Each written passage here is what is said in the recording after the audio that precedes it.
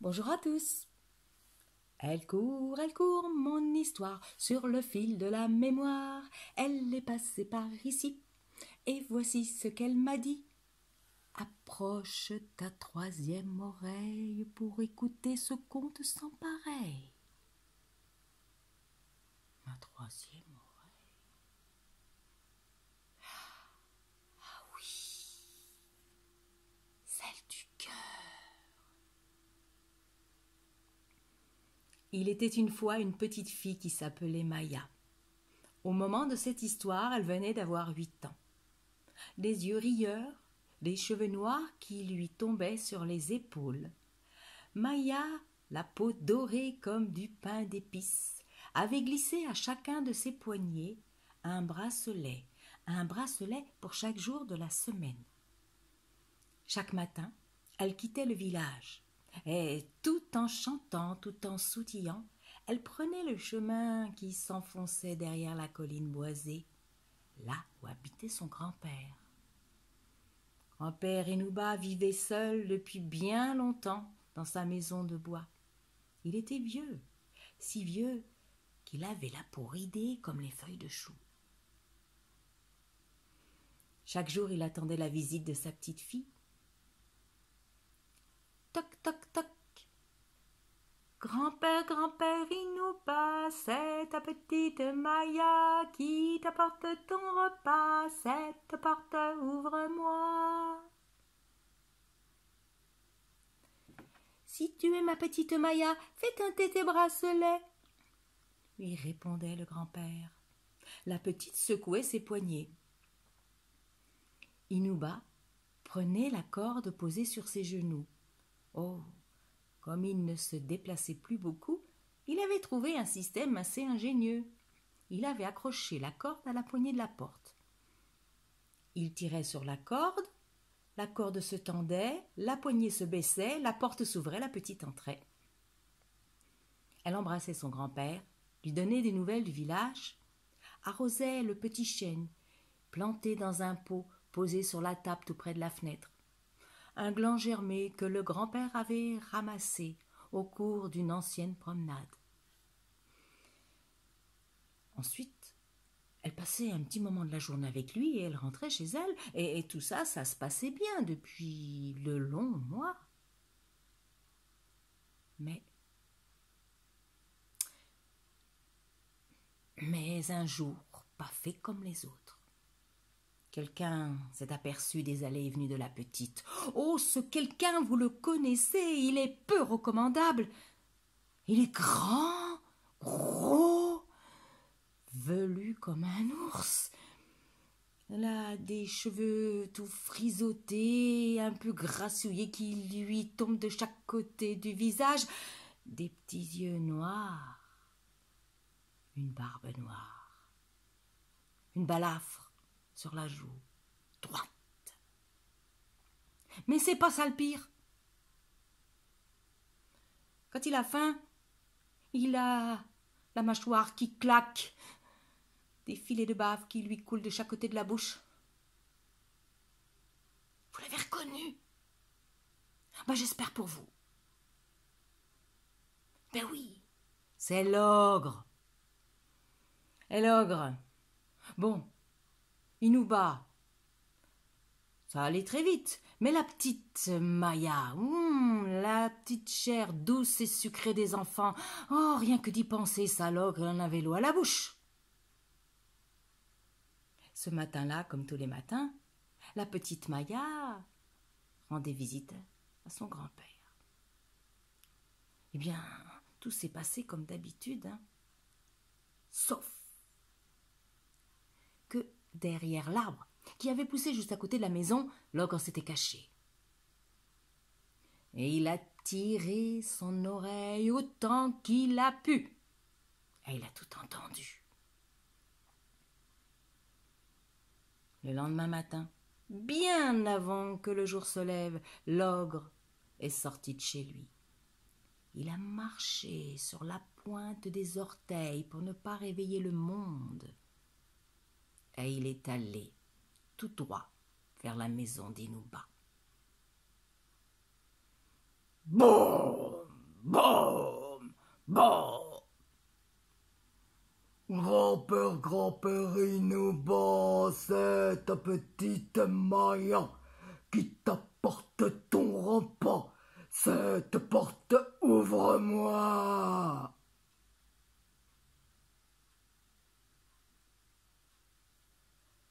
Oh, tu n'es pas ma petite Maya. Fiche le camp d'ici, répondit le grand-père. L'ogre est parti furieux. Je ne sais pas si vous avez déjà vu un ogre furieux, mais franchement, il ne faut pas se trouver sur son passage à ce moment-là. La terre tout entière tremblait sous ses pas. L'ogre a traversé la forêt. De l'autre côté, il y avait une petite maison, pas plus haute que la hauteur de ses genoux. Il s'est approché et a appelé « Maman! Maman !» Mais oui, vous entendez bien, il a appelé sa mère. Incroyable, mais vrai. Quelques instants plus tard, une toute petite bonne femme, toute squelettique, toute habillée de noir, est sortie de la maison. Elle paraissait si légère qu'elle semblait flotter au-dessus du sol. Elle s'est approchée de son fils et oh! En quelques mots, elle a tout de suite compris ce qu'il voulait. Alors elle est rentrée chez elle parce qu'il lui fallait trouver son grimoire. Elle avait un peu perdu la mémoire.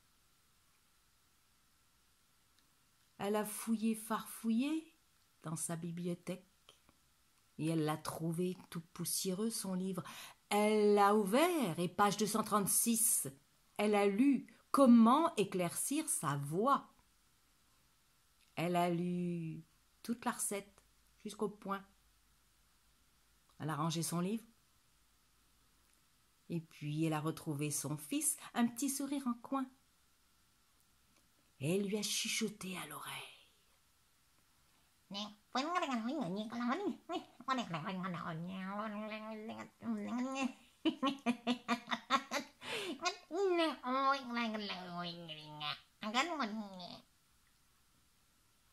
Lui, il buvait les paroles de sa mère.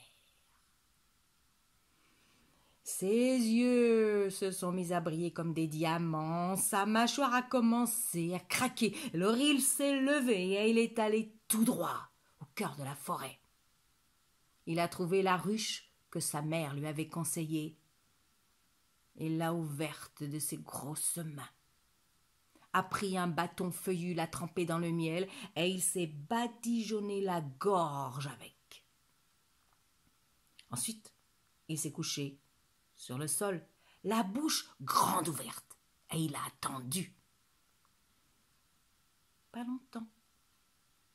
Tip top, tip top, tip top, tip top, tip top, tip top, tip top, tip top, tip top. Des dizaines, des centaines, des escadrons entiers de fourmis sont arrivés. Elles sont entrées dans sa bouche et elles sont ressorties. Entrée, sortie, entrée, sortie. Ah, ça le grattait, l'ogre. Tout à coup, il s'est levé et il est allé jusqu'à la maison du grand-père. Toc, toc, toc. Grand-père Inuba, c'est ta petite Maya qui t'apporte ton repas. Cette porte, ouvre-moi.